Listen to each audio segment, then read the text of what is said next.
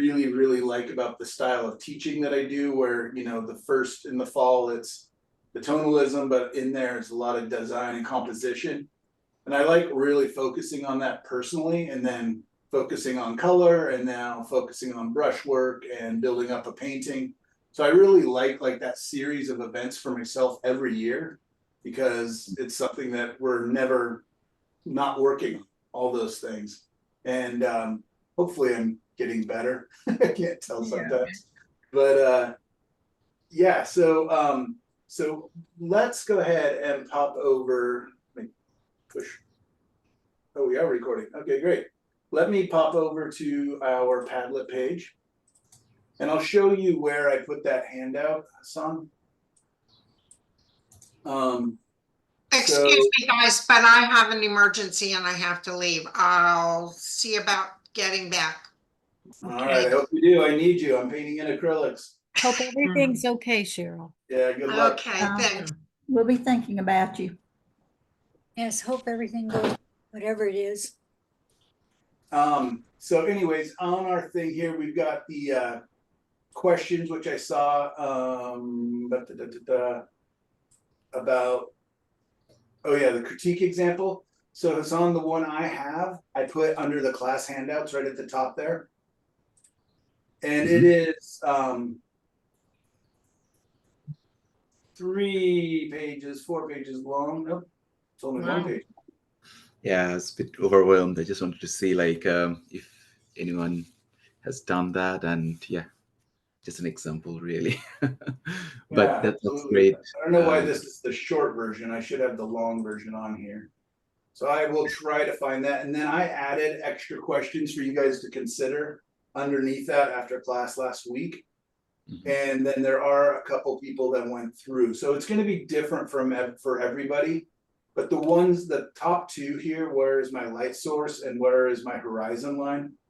Those are, I think, the most important for us to keep cohesive pieces. It's amazing to me how often I will ask the student those 2 questions and they don't know. And a lot of times the horizon line's hidden, right? It's like behind the trees, it's, you know, behind the mountain, whatever else. But you still kind of want to know that, like, where is the ground? Where would it end? It just helps you to lay in everything else. It's just a guideline that helps you to know, okay, this is above the horizon line, this is below the horizon line, that means this is closer, this is further away. Couple others that I added. Do I have the references I need to make, or I need to help make my image as good as it can be? A quote that I say a lot is that painting is an open book test, especially now with the internet and with Pinterest and all these amazing photos. Is if you're not sure about a thing, you can probably figure it out. Also, like if you have really nice, let's just use this as an example, a beautiful waterfall scene, but maybe the sky isn't as interesting as you would want. It's an open book test. You can go and find other skies. And also, there's a lot of times I'm just like not sure myself how to move forward. And I'll literally just ask, how would so-and-so artist deal with this? And go to their website and kind of look through their work. I've got a number of famous old painters that I'm just like, how would Monet deal with this? How would John Singer Sargent deal with this? How would Joaquin Sorolla deal with this? These are artists that I very much respect, very much love their work. And, just what would they do? Would they loosen up? Would they tighten up? Would they, hire a model? Would they go out and do some photos? Whatever it is. For me, it's about the end image, even though I want to be having fun and expressing myself throughout it. But yeah, just remember that painting is an open book test. We don't have to just look at this one photo and say, yes, this is a beautiful waterfall, so now I have to copy all of this. Like there's like some swim rope here. I'm guessing they're saying don't go beyond this point because whatever reason. I would not put that in there personally. I just find it a little distracting. Other painters would. It's not right or it's not wrong. I also, when I look at this image, I see that it seems a little bit crooked, like the person held the camera a little bit crooked, or it just feels like it's leaning to the left. I would probably straighten that out a little bit, or maybe bring up something taller over here. So constantly looking at and analyzing our pictures, saying, what do I love? What don't I love? What can I take out? What could, what other information, like maybe I do want to make it, more interesting cloud pattern or something. And just going and finding that through, the internet. So again, do I have the references I need to help make my image as good as it can be? It is not cheating, unless you decide it is, to have multiple references, right? It is, there's no rules in painting. You guys get to make up your own rules. Every artist has their own rules. Like, I only paint outdoors. I only paint for my own photos. I only, whatever. I don't have very many of those. And when I do find myself abiding by these rules, I will take a step back and saying, is this helping or hurting me? Like, these rules, like, am I making myself a better draftsman because my rule is I don't trace, or I don't, whatever. Maybe that's a good rule, but is it actually hurting the images and not letting me move forward? Like, I only paint for my own photos. That's great and honorable, but there's a lot of really good photos out there. And I think when we mash them up and bring ourselves into those photos, that we're bringing a lot of, like one of my favorite quotes is, bad artists steal, no, bad artists borrow, good artists steal. And it's basically like, in college, my senior year, I was trying to figure out, like, seemed like some of the other students had a style already. Like, they had something that was marketable that they were going to graduate with. And I didn't. And I was talking to one of the professors, and he's just like, well, who's your favorite, I don't remember what he asked me. Let's just say 3 artists. And I told him, Maxfield Parrish, Norman Rockwell, and John Singer Sargent. He's like, all right, steal from all 3 of those, put them in a pot, mix them up, bring yourself to that mix, and that's your style, right? So it's important to just keep looking at artwork. I hear some artists are so trying to be so pure that they don't look at other people's artwork, which I find impossible and really weird.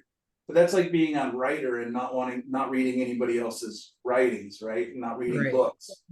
Or being a musician and not listening to music. I guess there's a purity in that, I guess. I think that's what they're saying when they say stuff like that. But no, man, I'm always looking at everything. And again, like, a lot of times my references will include a song, like a feeling, some kind of emotional equivalent in music.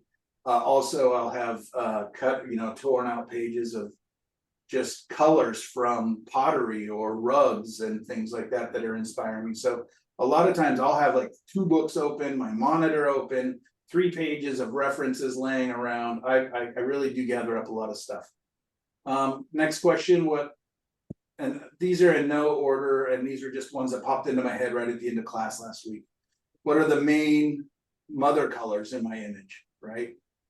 I like to mix those mother colors just because then I can say, do these colors play nicely together, right?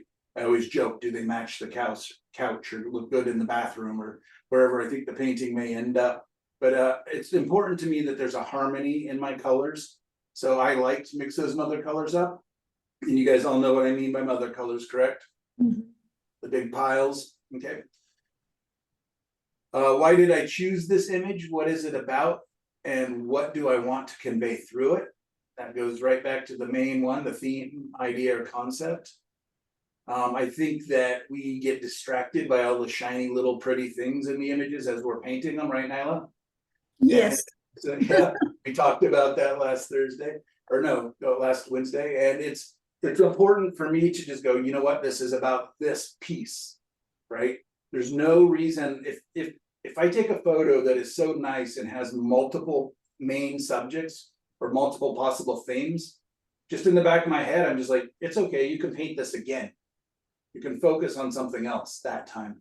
And that just frees me up to just go, okay, this one is about this versus trying to capture all the different elements. And it's not like you're not going to include them. It's just you want to lean in towards whatever that main thing is. All right, how can I simplify and clarify my image or message? Am I stacking things unintentionally? I literally wrote that one because of my silly painting demo last week. Look at these 3 rocks.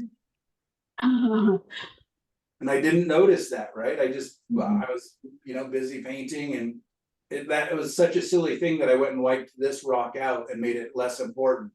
And if I go back in and like make this into an actual painting versus a little sketch, I'll probably, chop this rock off or make this rock longer or something. Just because it's just such an unfortunate stacking of 3 like objects. I'm very disappointed in you guys for not pointing that out to me while I was painting that. You were going so fast. We thought I it was. know. I'm just joking, but it happens, right? So that was like literally for me. I wrote that. I'm like, am I stacking things unnecessarily or unintentionally? Does my nature look natural? That one's for you, Linda. Or am I over organizing everything? Right? Lining up my trees and my spacing. And again, my painting ended up having that. Look at the spacing in between them. This and this is the same. The shape of it is the same. And the size of it is nearly the same. And I lined them up. Like, I know better. I teach this class. You'd think I'd know better. But anyways, that's why we have our checklists, is so I can go back, say I need to do this, or you guys need to do this. So it's going to be individual to everybody. The one that I put here is a checklist that I try to do when I'm starting my painting, and it ends here at paint quality. This last half is the last 3 questions are for either midway through or towards the end of the painting. But yeah, theme, idea, concept, I mean, that literally dictates everything you're going to do. So if it's, a tonalist piece or a realistic piece or an impressionist piece, or, is it bright and vibrant and colorful, or is it a, more tonal and moody, all that. You want to kind of decide that. Design and composition, how am I going to lead the eye through the painting? How do I literally want you to read the story of that painting, right? We're going to try to guide the eye through it. Values and distribution and structure, is it more dark or more light? Is it, all those things. We're going to talk about all these in the tonalism class in the fall. Color and temperature shifts, edges, that's what this class is a little more about. Paint quality, also what this class is about. Just is it looser, is it tighter, what is it you're trying to do? And so it's important for me to know this kind of going in. I'm free to change my mind, because sometimes I like having that conversation with the painting and letting it kind of dictate changes, those, famous happy accident that Bob Ross talks about. I'm open to those. Oh, there it popped up. And then underneath that, Hassan, basically what I put was kind of descriptors of all these things. So if, you're looking at it and you don't know what words to use, maybe you get some ideas here. And then the last thing I put was just, again, my steps for my highest success rate, which I'm up against again, because I've got 2 shows coming up in a month and a half. And I've got 0 paintings finished for either of them. Where are they? So I need to start, planning better and, finishing paintings. Luckily, I've got a whole bunch of 2/3 done paintings. So now it's a matter of just going through and finishing them and making them look good together. Sorry, Michael. When I meant like handout, I meant the Turbulent Water and Rocks handout you send in the email. So are you going to demo the Turbulent Water and Rocks today? Or Yes, and I'm going to be using acrylics as my underpainting. Sorry, I really went on a tangent there with misunderstanding you. No, thanks for going through that. Yeah, so what I want to talk about today, did everybody get the handout yesterday in the email? Yes. And Hassan, did you get it? I got it, yes. Okay, great. So today is going to be a lot more about kind of energy and building up a painting. I know a lot of you guys don't paint with acrylics, but we do have, I think, 3 acrylic painters in the class. So I thought, to be fair to them, be nice to do a demo. And I thought it might be interesting for some of you to think about doing your underpainting in acrylics. And you'll see kind of, I hope, why I like doing it, how I build it up. And I like it because I can attack it. I can really just have fun with the energy and the movement and the freedom of brushwork. And then I can come back in and tighten it up. You're gonna see, I imagine, that it's gonna look like absolute mess. And then it will begin to reveal itself. And I'm kind of nervous and kind of excited to actually be doing 2 paintings at the same time, and they're big. They're both 16 by 20s. So let's see. Hold your judgment until the end, but ask questions. And I'm going to be using a lot of different brushes. Again, I'm just using burnt umber and white. I really thought a lot yesterday about, do I do black and white to make it easier? But I truthfully like the warm underpaintings, and I think a lot of us do, being that I think a lot of us kind of lean towards tonalism, or at least have a love of tonalism. Yeah, I did add black, which I haven't for the last couple paintings that I've done this. I've just used burnt umber and white. I find for my underpaintings with acrylics that if I use too many colors, I'm not attacking it as much, because I start trying to match colors versus just thinking about values and big shapes. What I've done with my most successful recent acrylic painting that I ended up doing, let's see if I have it on here. Well, this one's a good example. This one I just did with black and white, and then just built up the layers. Sorry, it's so glary. The colors aren't showing up great, but I think you can kind of get a good sense for it. I really wanted muted, soft colors. So I did it very much in multiple layers. I wasn't mixing my pink and my yellow. I was doing a glaze of yellow with pink over the top of it after the yellow had dried. Whereas normally in my glazing, I will kind of attack the whole painting. So I'm still experimenting with, different ways of building up the painting. This is the one I'm the most proud of, probably recently. And this is one that I'm kind of going to be using a little bit as a reference. So what I did with this one was a burnt umber and white underpainting. And then with acrylics, I actually came in and added little bits of blue and Payne's gray, little bits of green, little bits of red, and then let that all dry, and then glazed over that completely with oils and added, some thicker oil paint in certain areas. And what I liked about that is, even though you can feel the coolness, and if we were to zoom in, you'd see a cooler side here, a little bit of cool in the shadows, and you'd probably see a little bit of that green. But yet when I glazed the entire thing with yellow and kind of a goldish color, I feel like personally, like it's still harmonized and pulled those colors together. So anyways, that's kind of something I'm working on personally. Mike, Yeah. Will you be using transparent glazes between your layers today? No, because I'm not gonna make you guys watch paint dry. Well, okay. Yeah, and normally what I'll do, Linda, is I will get it all knocked in, the values, the big structure, the big things. Anyways, before, and then let that dry and then glaze into that. And we won't have time today. It would take, I would let it dry for an hour or two probably before I put in the next thing. So. Oh. Michael, Good question. Yep. the handout that you sent out in the email, is that just within the body of the email, or was there an attachment? Oh, maybe I forgot to attach it. Yeah, I was, yeah. Or maybe when you have a long chance, naps yesterday. you could put it in the handouts in here. Sure, yeah, I can Thank you. definitely do that. Yeah, I will try to write a little quick note. A handout.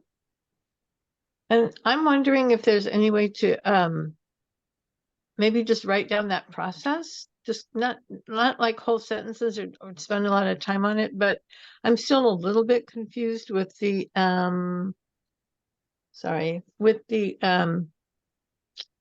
putting the glaze in between, like the clear layers in between. Sure, the truth is, Lisa, I'm very much in the experimental phase of it still. Okay. I'm trying out different mediums. I just bought like a couple different tubs of impasto gels and different texture builders and different things. So the truth is, I'm experimenting with it, but I did find that I did like this one. It's This beautiful. is the first one where I added color with acrylics Yeah. in between layers, and then added a transparent layer over the whole thing, and then would do another color and then add a transparent layer, because I really wanted the light to be able to bounce around.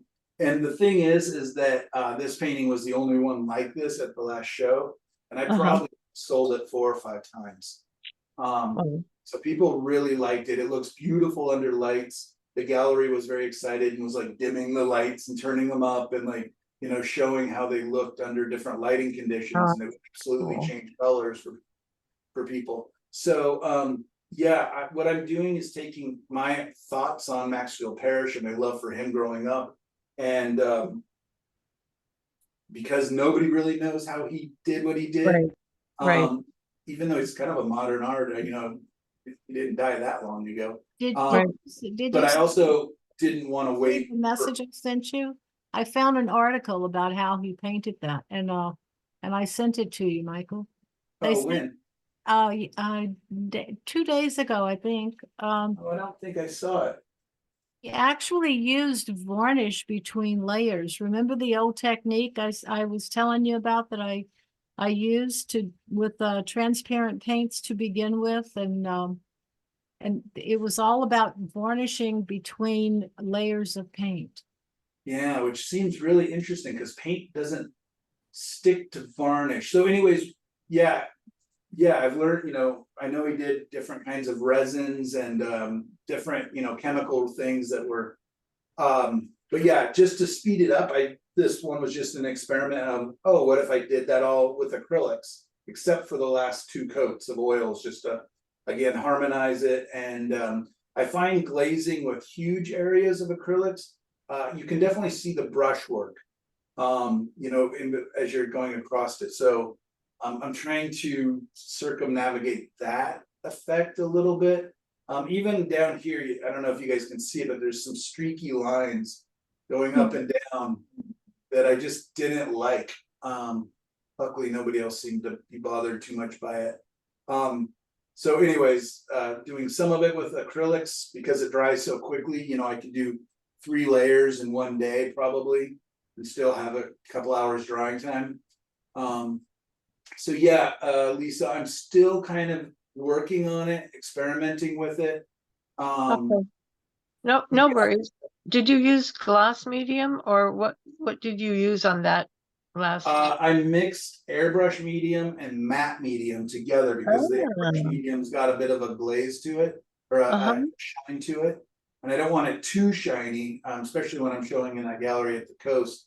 Their lights really seem to come out hot and have spotlights, and it looks really glary. So I can't have too shiny of paintings there. Some of my other galleries have softer lights, and it doesn't seem to be as much of an issue. What's the title of that piece? Oh boy, what's the title? Yeah, just I take notes, so I'm just gonna reference it like you're, but if you don't know, it's okay. Yeah, I don't remember. Okay. It's probably a really romantic and fantastic title. I don't remember right now, sorry. Great, all right, so shall we jump over to the easel and start attacking some panels? Yeah. All right. Any other questions while I'm moving over there? I want to know if anybody else is as, I don't know how to say it, but I have managed to have to repaint parts of every painting I've done. I'm with you. Oh, okay. Well, it You're seems not like alone. okay, good, because I do that too. I feel like I'm in a sailboat heading into the wind and just tacking back and forth and back and forth. Oh. That's how I get to the end. I love that analogy. Well, you know, you look That's- at them and you think, why did I do that? It'd be better if I did this, and then you go back and change it. Yeah. Well, I'm just happy that you're able to change things. I did not realize how much flexibility you had with oil. So that's kind of exciting. But I'd like not to have to use it. You know, I'd like to be able to look at my design and my reference and say, oh yeah, I got this nailed. Just once at least. Good luck. Let me know if that ever happens. Yeah. And that's why I like these acrylics, is because I can just keep layering in so quickly. So what I've done is I've got my palette down here, which is a Stay Wet palette. Mhm. I've got a thicker white and then a pretty runny white, which I'll use mostly the runny cheap, like just a big pot of it. In the middle, I mix burnt umber and white together and kind of have this mid value, which is the color that you see on the background there. So that's kind of my mid level. And I always have to remind myself that acrylics dry darker, even than oils. And I don't think actually oils change nearly as much. Acrylics really change. And it also makes it a little harder to go back and revisit, like when you want to change your values, because you have to keep that in mind. So definitely acrylics have downsizes, but what I really like, and I'm gonna be energetic and bold with my brush strokes. I'm just gonna use a big shop brush. And what I will generally do is I have my mid value down, right? And I also, it's acrylic, it's not gesso. And I like that because when I come back in and glaze with oils, it treats the whole surface the same. If I found out that if I was leaving like white areas of gesso or whatever else, when I was glazing, it was treating that surface completely differently. And I was getting these weird effects. So I'm just going to kind of attack, and I'm just going to go basically with some of my darks. I'm going to mix just a touch of black into my burnt umber, just a little bit. I don't want it too Michael, dark. can you spotlight yourself? Oh, thank you. Yeah, let me do that. Appreciate that. I was getting dizzy.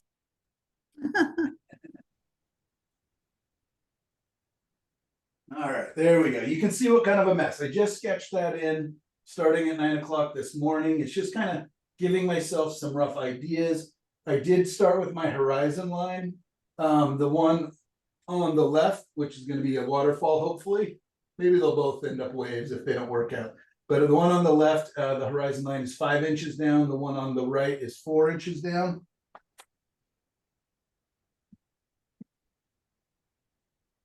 And that was just so I could kind of focus in on here. I just want this kind of turbulent, foamy sea, some rocks. I'm going to have a little bit of a wave, and then there's going to be a large crashing wave here with the sky above here. In this one, it's going to be waterfall through this.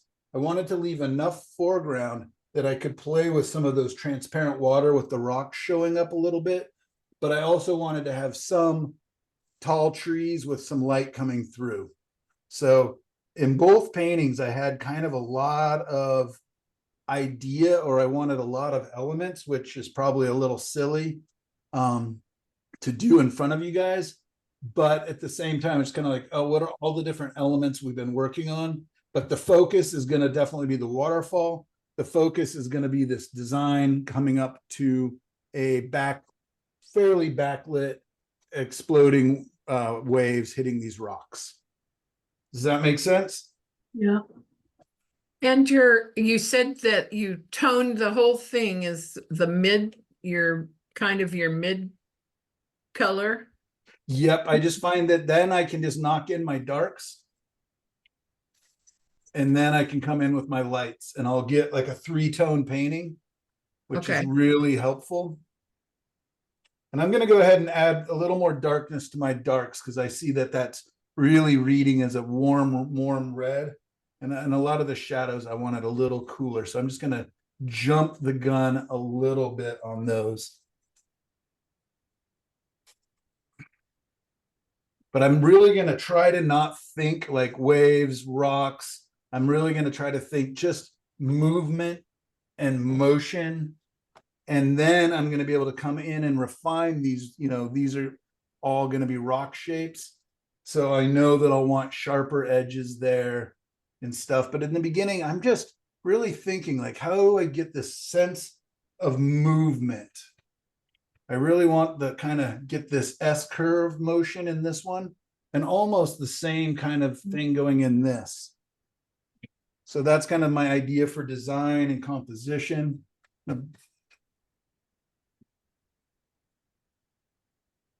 And yeah, I've not done really too much of this kind of style of painting in front of people because again, I'm still experimenting and kind of learning. But I like the fact that I can just kind of, it's almost like dancer, like with my hands. I'm just kind of, I know I want this motion, movement. And the cool thing is with the acrylics is all I'm going to be doing if, I'll be painting over most of this, but what I'm getting is a nice texture and I'll kind of get this ghosts of an image.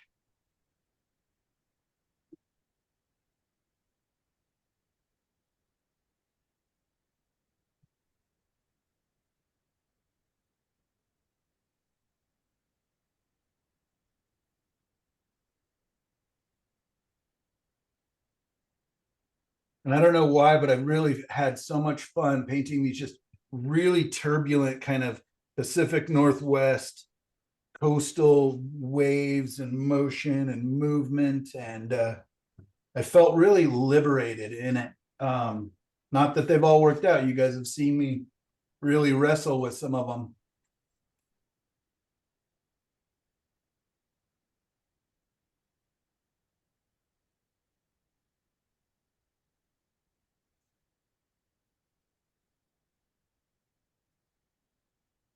A little bit glary there, but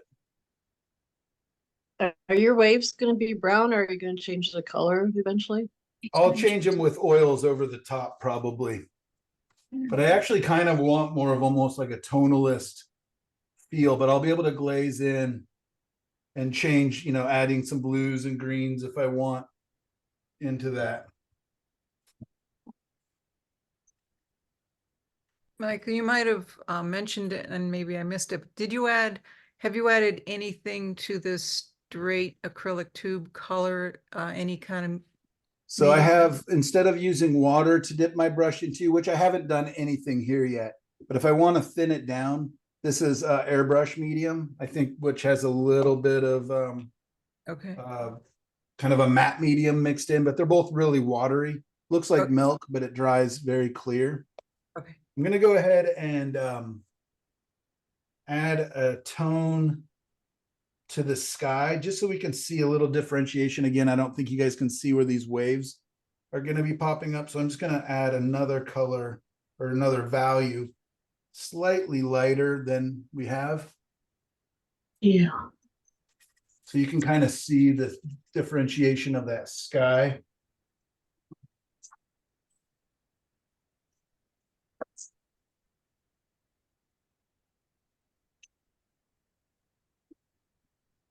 What I want you to be paying attention to is almost like how messy, how just energetic, how literally I'm not describing any object. I'm not telling you this is a rock, this is a water, this is, you know what I mean? I'm just going for darks and lights. Those are Just kind of waves. knocking in my big patterns. Those are big waves in the back. Yeah, these are going to be waves crashing over these rocks, like exploding up, I hope. Oh my, that's going to be gorgeous. And that Well, the light color is the medium plus the paint, or it's I different? just added more white to the paint. Okay, thank you. Yep, no worries. Yeah, no, I'll let you know when I'm adding any medium. So far, it's just straight paint. I'm going to go ahead and jump over to this one. I'm going to let that that's just literally my dark. I guess I've got a little more dark I could add in here into the backside, underside of some of these waves.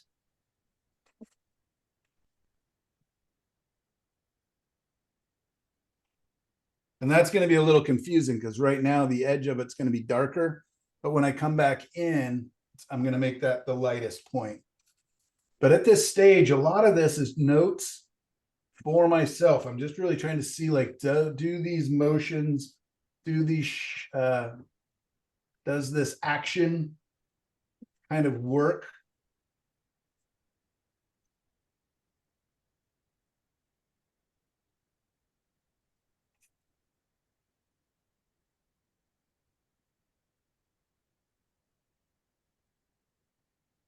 And I really am thinking of like the danceriness of it.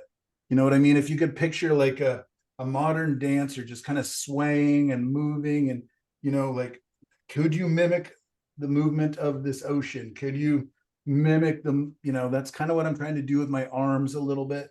I really want this one to be about action, about energy.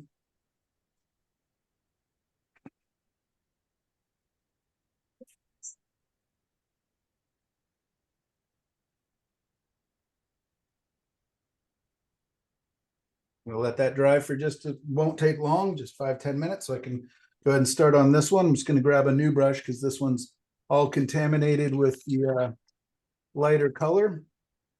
I'm going to mix a new pile of darks and do the same thing over here. Can you guys kind of begin to see my shapes and my underpainting here a little bit? Yes. Yes. Yes. Maybe this one will be a little more scientific. Instead of doing this big messy shop brush, maybe I'll pick up a brush with a better edge. Still big. I think this is over 1 inch wide, but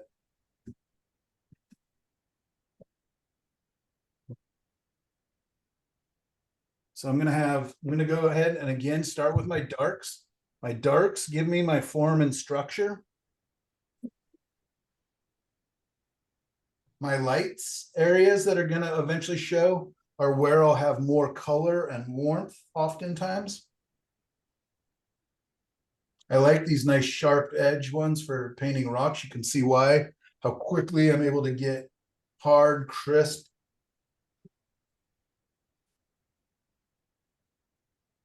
So all I'm doing at this point is just thinking my shadows.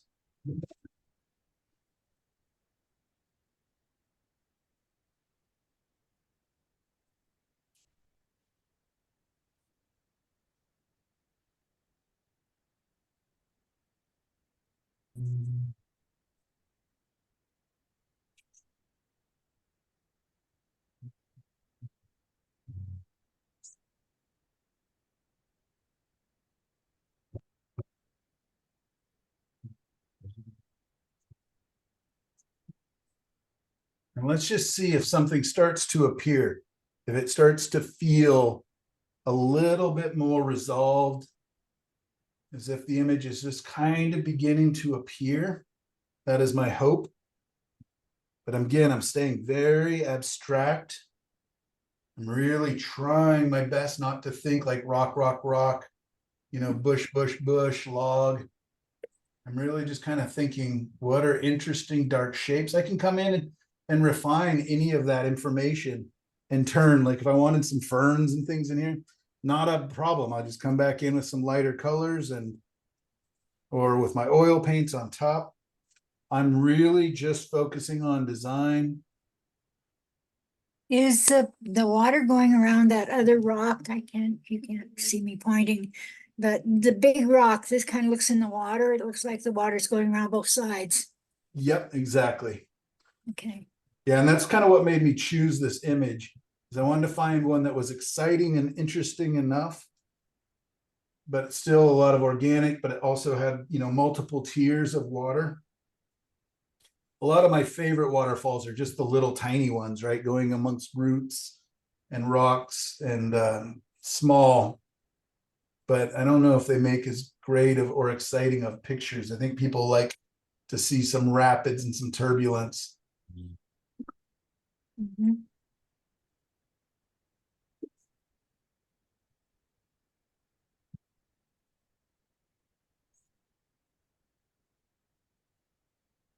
And the nice thing is, let's just pretend I got this rock in there and just didn't like it. You know, as long as I'm patient, I could just pick up, you know, my mid value. I've got a big pile of it here and just cover it. Especially if I let that dry, I could wipe that down with a paper towel. whatever I want to do. But I that's what I do like about the acrylics at this stage. And again, these are kind of new to me. It's, you know, I'm really learning and experimenting. But what I am finding is that, boy, can you just keep working on them quickly.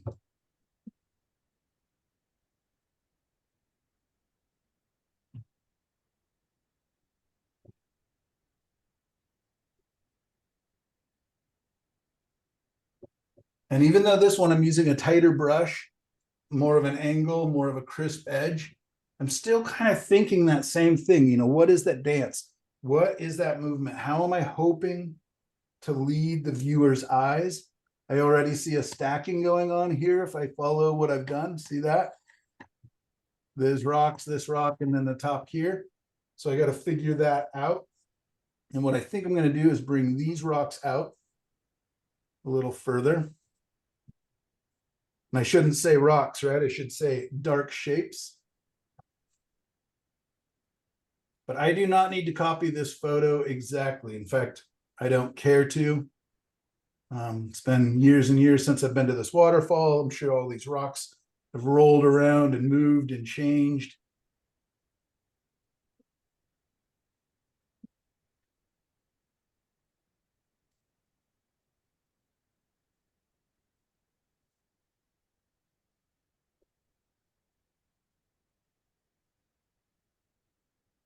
Can we see the reference photos? I just kind of almost turned it to a black and white. Almost turned it to a black and white.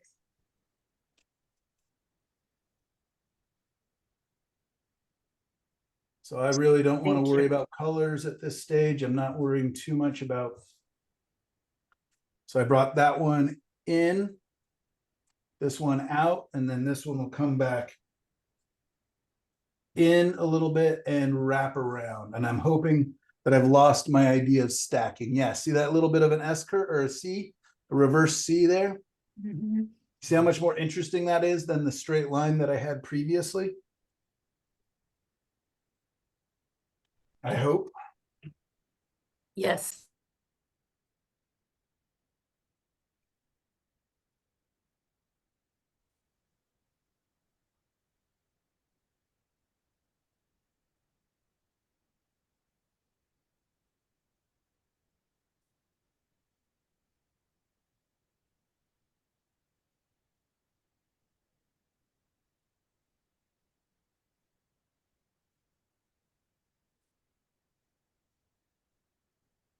I'm going to be able to come back in with my lighter colors, lighter values, and actually carve out some of these shapes. So I know that the detail will come. I can just trust myself to bring that out. So I'm looking for my big values, my big shapes. I love to start a painting with like 3, maybe 4 values. And then just with the knowledge that I can bring out ideas of detail and things later. And a lot of times when that detail is coming up in my paintings, that's when I'm really beginning to like think, okay, what am I painting? Okay, it's a tree or a branch or a bush. And then I can literally be thinking what type of, you know, what is the actual makeup of that plant or the tree? Like, you know, does this kind of pine trees that are in the back, do they have swooping branches or those kind of droopy ones? Or, you know, what do I want to, what feeling do I want to bring in this idea of these woods back here?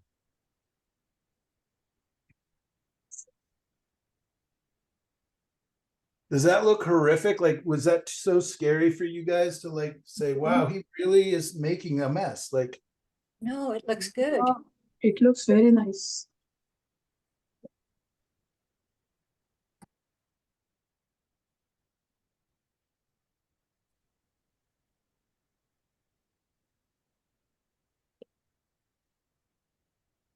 and there's something for me, at least maybe in this stage of my career, where there's just so much, it's fun for me to just kind of attack it and just really kind of have faith that something's going to show up in this.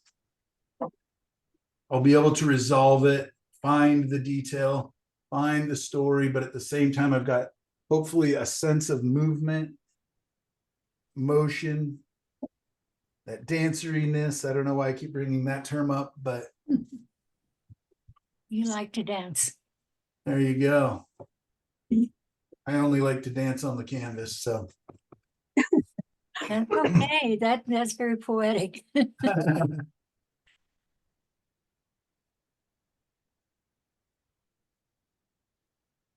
Nature communicate. Dan. Yes, dancing speaks of joy, in my opinion. There you go. Yeah. Absolutely. The dancing brush would be a great name for a gallery. It would, wouldn't it? Yeah, I like that. You write that.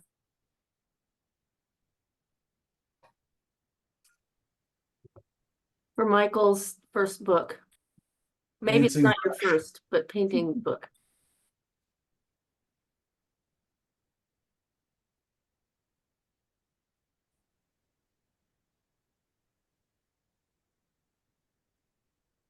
So now, in my reference, there's actually no rocks to be seen under the water.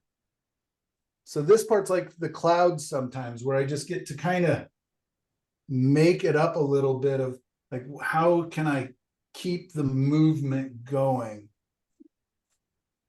Again, I did look at the references that we've been sharing on our Padlet. So I was kind of thinking about those, like, it's not like all the bigger rocks are here and then they get smaller. Sometimes you get a nice decent sized rock back here that's under the water.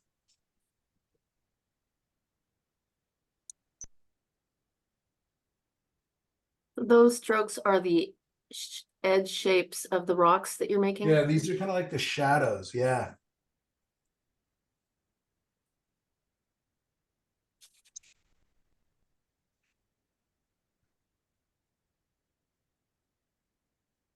So my light source is going to be kind of coming across this way, not really strong. So I still know that these rocks are all kind of top backlit. And so the same thing's going to be happening to my rocks underwater.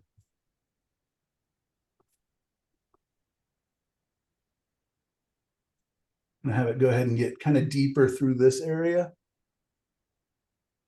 So there, the shadows of the rocks are going to get even lighter.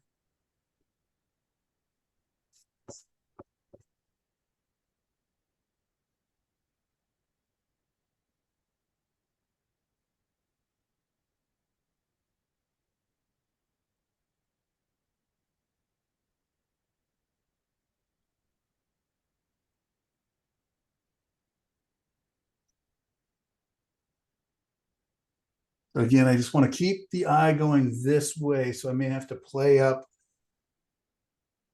a little bit of an angle possibly.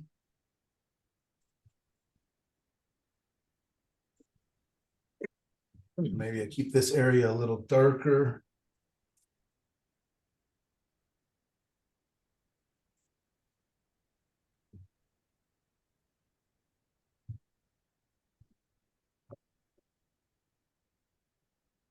And I know I keep beating up on poor Linda about, using more references and, not making up so much. But just keep in mind that I do have multiple references. I've also painted a lot longer and a lot more paintings. So, I feel a little more free to, make up some areas. But the truth is, after I get this kind of blocked in, there may be areas that I'm like, okay, I don't understand this, or I don't understand what's happening here, whatever it is, whatever area.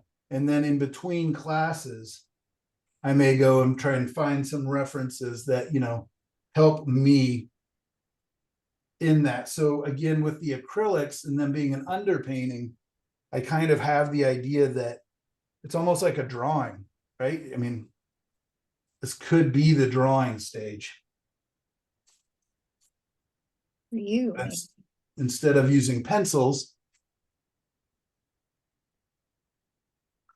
I'm building up my paint layer. That's what I try to do, but then I get sidetracked.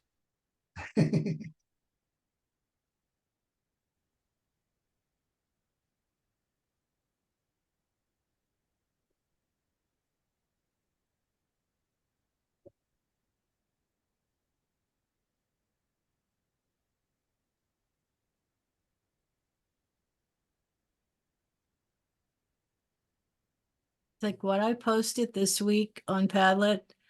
I did a drawing, but it doesn't look, the painting doesn't look anything like the drawing.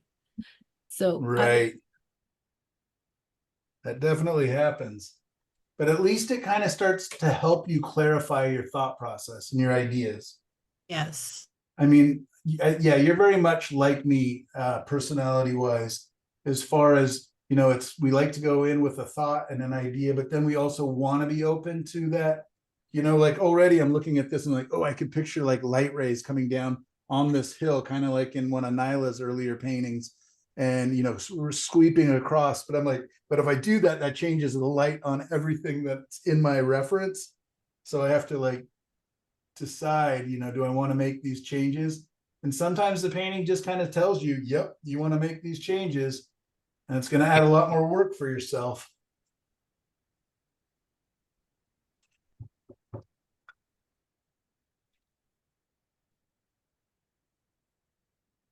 All right, so it's got a top layer of rapids coming down, and then there's going to be a little bit of a pool, not much of a pool here.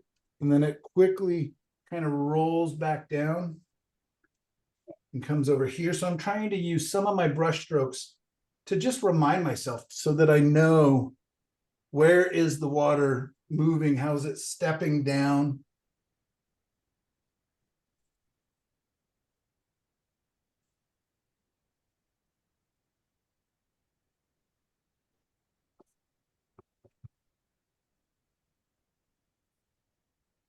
I'm just stepping back, squinting my eyes a little bit just to see if I'm seeing anything big. Again, am I stacking anything really unnecessarily? Am I, you know, does my sense of depth and perspective read properly?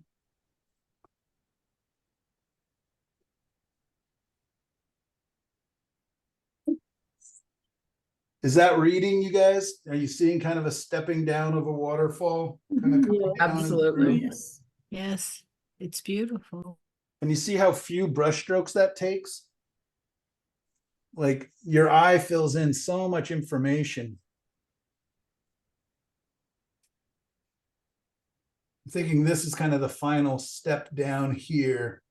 And so it's going to still have some rapids, but I would like it to be clear enough to begin to see the rocks underneath. So that part scares me a little bit because I've got again, the end of the waterfall here. So this water is probably still pretty rough. There's a lot of motion. Does that make sense? Mhm. So it's not going to just end here and be crystal clear. There's going to be, you know, movement. So And I've got to be aware of that. where the bubbles are. Yeah. But I might be able to kind of slow the water down by changing my angle so that it's coming a little more, not straight down, but a little more of an angle down, and then just go, okay, that will slow it down a little bit.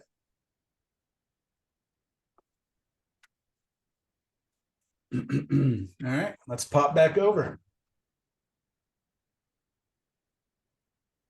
So I've got my darks sort of established here. I'm going to go ahead and stay with this brush because there's a lot more rocks and sharp edges. So I'm just going to go ahead and actually what I'm going to do is go to my lights first, just so you can kind of begin to see the next level. So I have my darks, my mids, and my lights.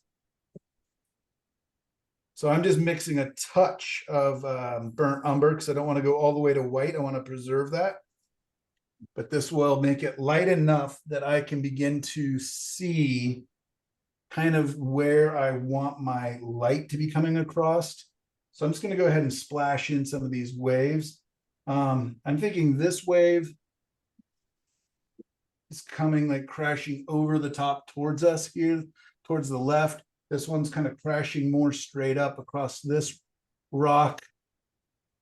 So let's just quickly see what happens. And I can really leave a lot of texture. I can make these really beautiful, especially with this broken up brush.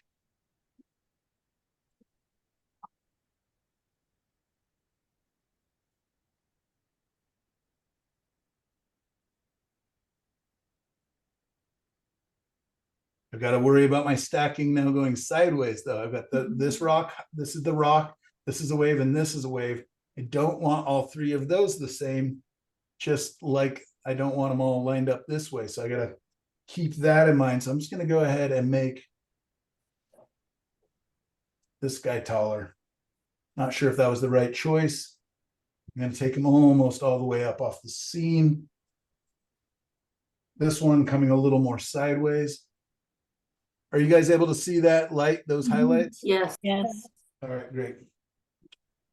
Take that in because we want this to turn out. And again, I'm just thinking like, what is this explosive motion? What is this? You know, can I play it up or does it need to be played down a little bit?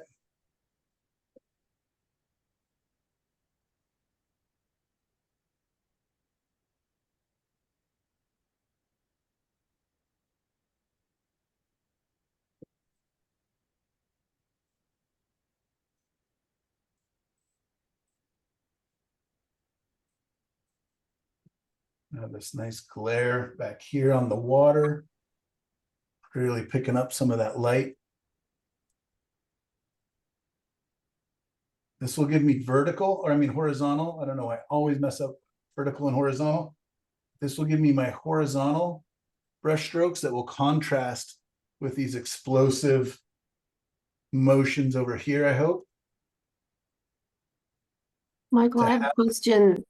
As you are doing your splashes, how will you go back in and resolve the sky later? You just kind of do the sky and then add the splash back in? Yeah, basically.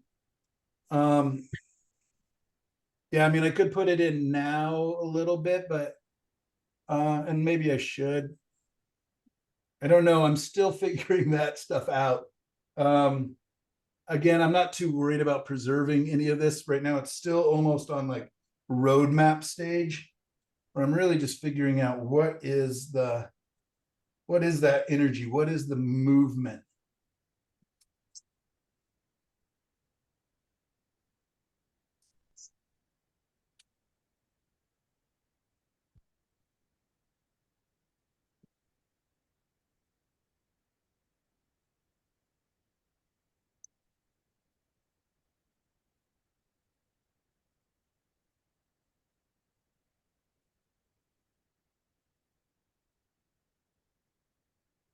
Does this light have any of the brown color in it at all? Just to tint Yeah, it does have a touch of it. So I'm going to start bringing in some of the idea of some of this foam into the highlights a little bit. It's one of my favorite things to paint is just that weird motion of foam. It's just so abstract and can really have a lot of fun with it. It will often take me a couple times going in and kind of refining it and really kind of figuring out what it's doing. But what I'll do is just kind of those, see the little swirls in there?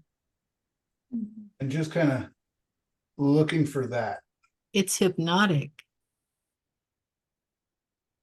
Looking into waves like that. Oh, I know. I get totally lost in just sea foam. How it swirls and I moves. know, and I'm having withdrawal symptoms from water. Well, now you get to spend a week with some water. Thank you. You're welcome.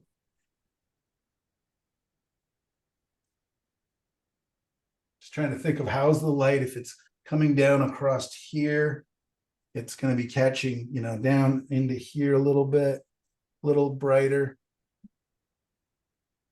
Michael, did you show us your reference? Yep.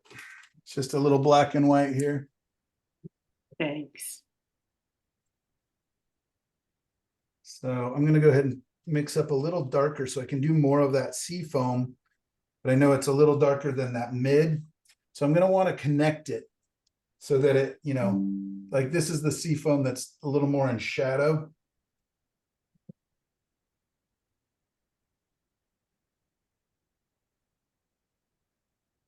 So hopefully that's reading is a little bit darker. Mhm.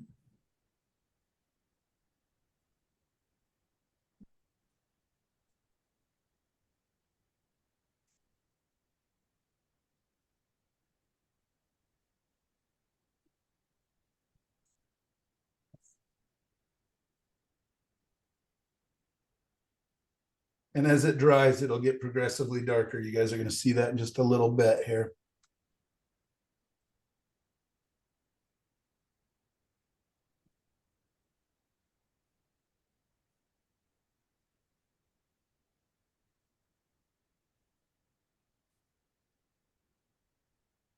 And I'm just trying to figure, okay, so if the water is going up like this, this wave is sucking up here. I know that the sea foam's also getting pulled into the wave. Right? I'm talking to you, Michelle. You're the master of the waves here in the class. I think the only surfer in the group.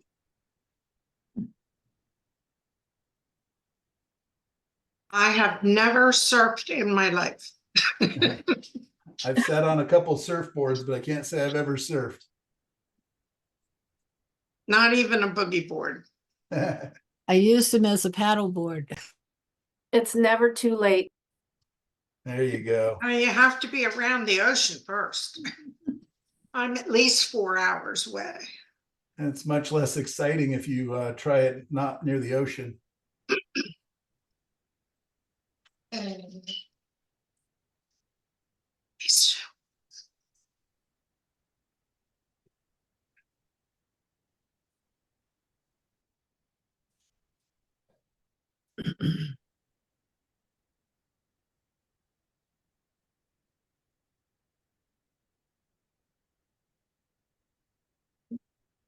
You know, let it get a touch darker.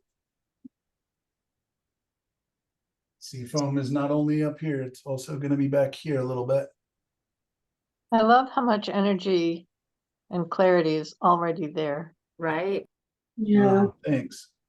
It's beautiful. Yeah, I'm going to be very open with you. This is an intimidating one. It does make me nervous. I'm really being cognizant of just trying to stay loose, trying to just show you guys some fun brushwork, some interesting shapes, and then I can come back in and really refine it as I need to with smaller brushes, with, you know, a little more purpose. But again, at this point, I'm really just trying to lock in my big shapes. I'm going to grab that bigger, cleaner, sharper brush, and let's actually start to pronounce some of these rocks. Was the brush that you were just using, was that from the hardware store or the paint Yeah, store? it's just, and you can see the bristles are just. I mean the black one, like the black bristles? This one? That one, yeah. No, this is a legit art store. It's a Catalyst by Princeton, and it's so far probably my favorite acrylic brushes for actually having detail. They really seem to hold up. Princeton Catalyst.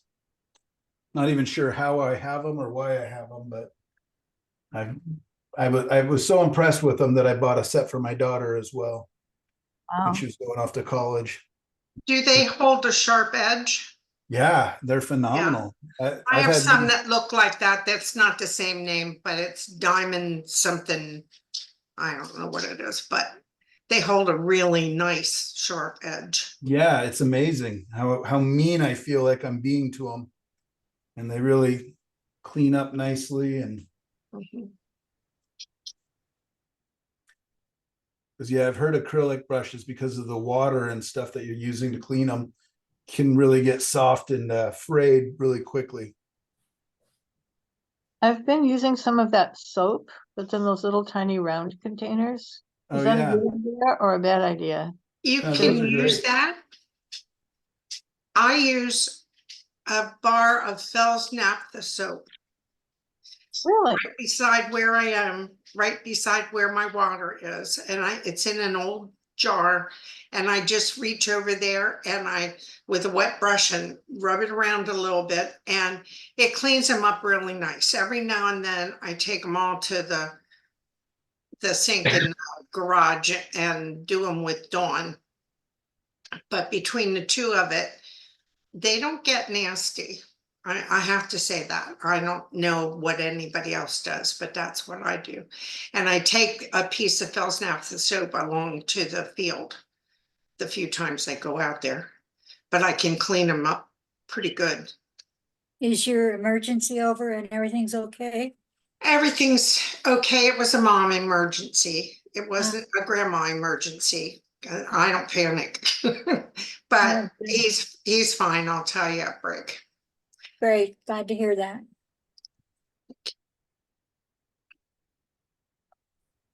You can see I've added just a little bit of white and black, and all of a sudden the rocks turn grayer back here. And I'm hoping that that helps them to feel like they're receding into space, right? They're getting a little bluer, a little more atmosphere between us than them.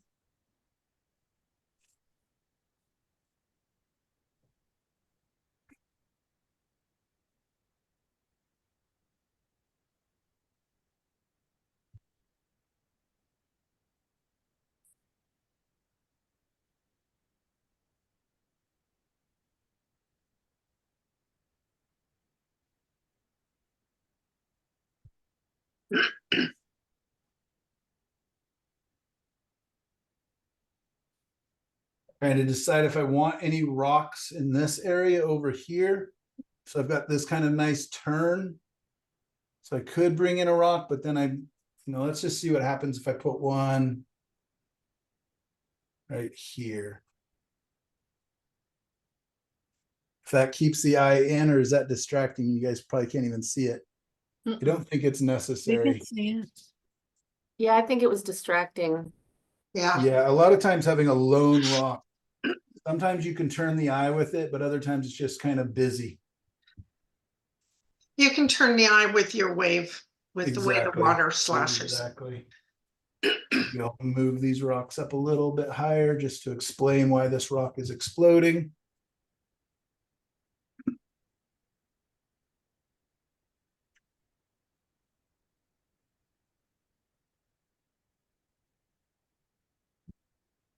Let's get a little bit of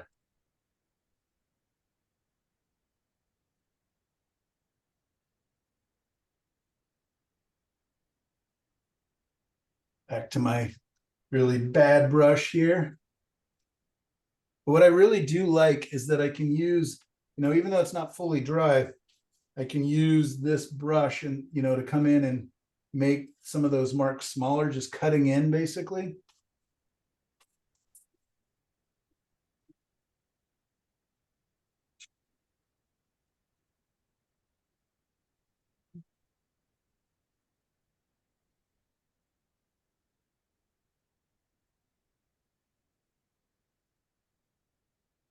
And I just like, every time I'm like, even if the brush stroke isn't quite right, I'm like, oh, but that's a nice texture. Add a little bit of, bumpiness, a little bit of movement, as long as it's kind of in the right spot. I'm gonna go ahead and carve out some of these rocks a little bit. And then I think we'll take a break and let this kind of dry for a second. And so I kind of want wet rocks here. I'm just gonna grab this big brush again. And let's see if I can figure out some interesting movement and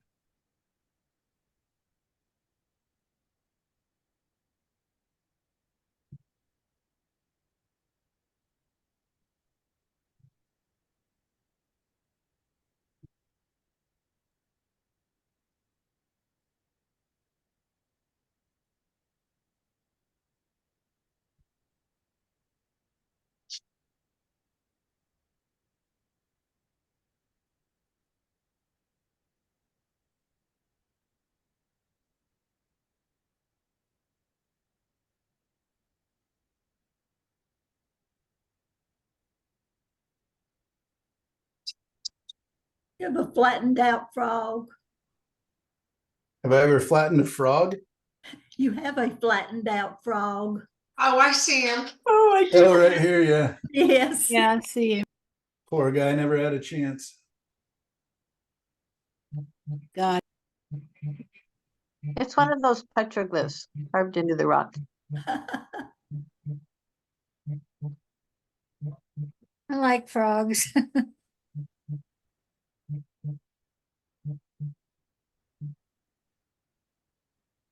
Sorry about that. I'm actually recording with my iPhone on the fast forward thing, so we can just kind of zoom through it if you ever want to watch it again. And so that's probably why you just heard music. I thought it was a heartbeat.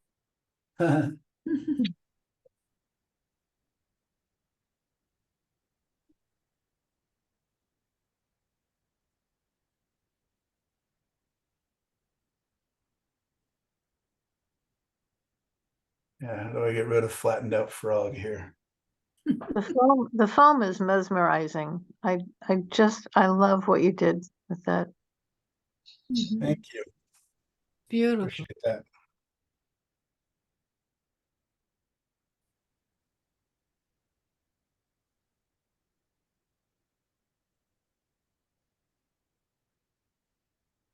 Sorry about my arm being in the way here.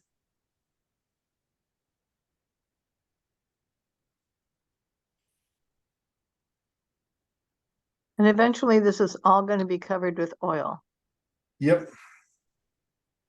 So sometimes I'm like asking myself, like, why do I do this? Like, this seems like so much extraneous work, but I sure do like the result. And I think it's like now I can be so free. I'll show you in just a second here. Something else pretty cool. It's going to put in these rocks down on the bottom here. So these guys are a little more flat, not so angled.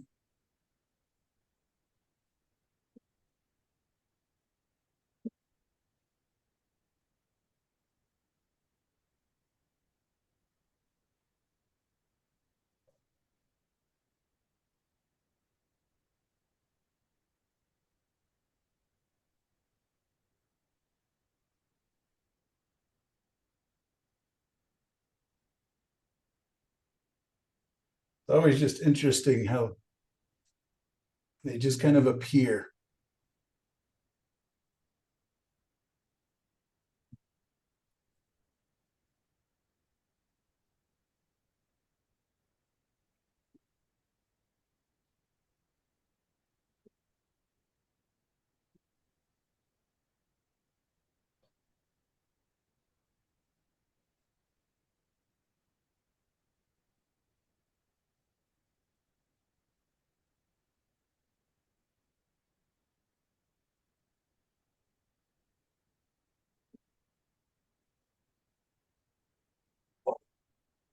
Hopefully those kind of look like they're a little bit wet, a little bit slick. Maybe you wouldn't want to quite trust yourself stepping on them. And I'll be able to bring in more highlights and kind of figure that out as I need to later.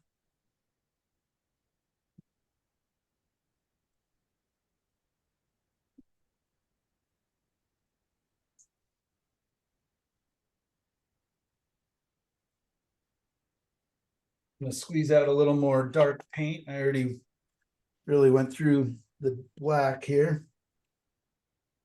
And then I'll show you, I'm just going to go ahead and grab a smaller brush.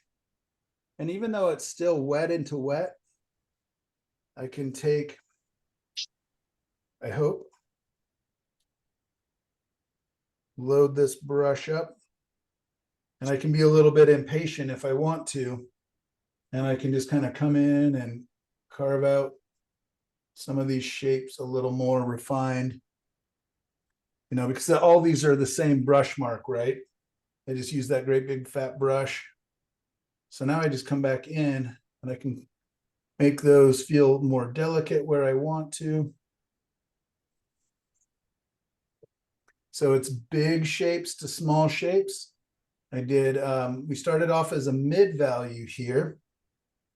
And then I went to my darks, and now I'm coming back in, getting my lights, but now I'm just kind of coming back in with darks again and refining some of these shapes to make them a little more delicate, a little more purposeful, a little less dead flat frog.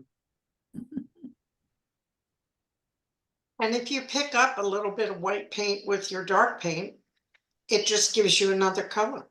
Just gives you a mid value, yeah, a little more blended in. And there's definitely sometimes when I really want that.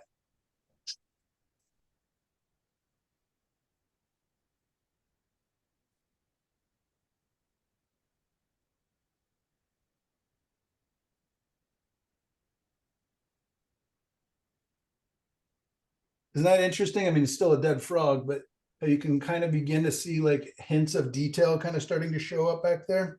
Well, you just gave him an eye. There you go.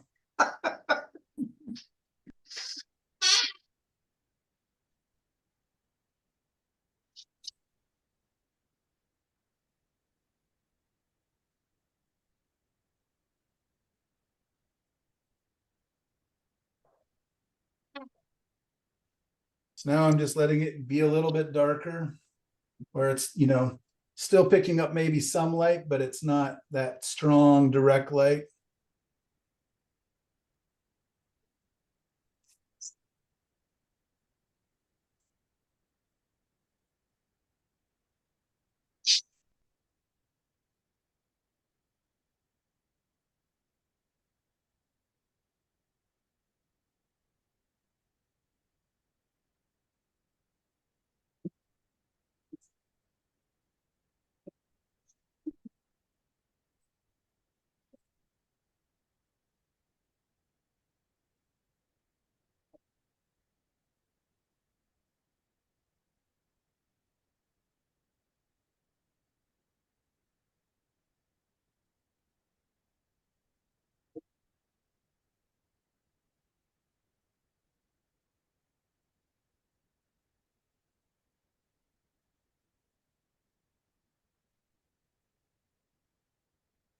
Stop trolling.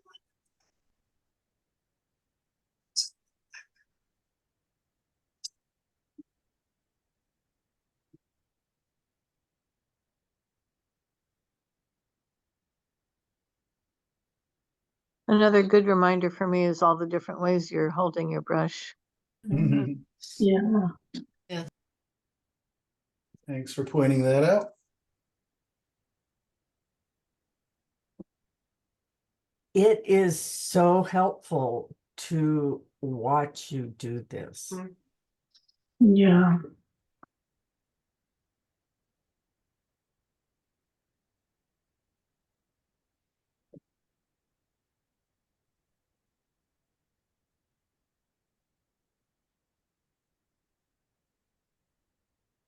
All right, gang, I say we take a little break, let this kind of dry. Let me clean these pile of brushes I got going on here. And we'll be back and we'll tighten these up. And we'll get to the fun part. We'll get to bring in the light and the highlights in here a little bit and start to carve out these shapes. Sound good? Wow, great. All right, Yep. so it's 11 o'clock here.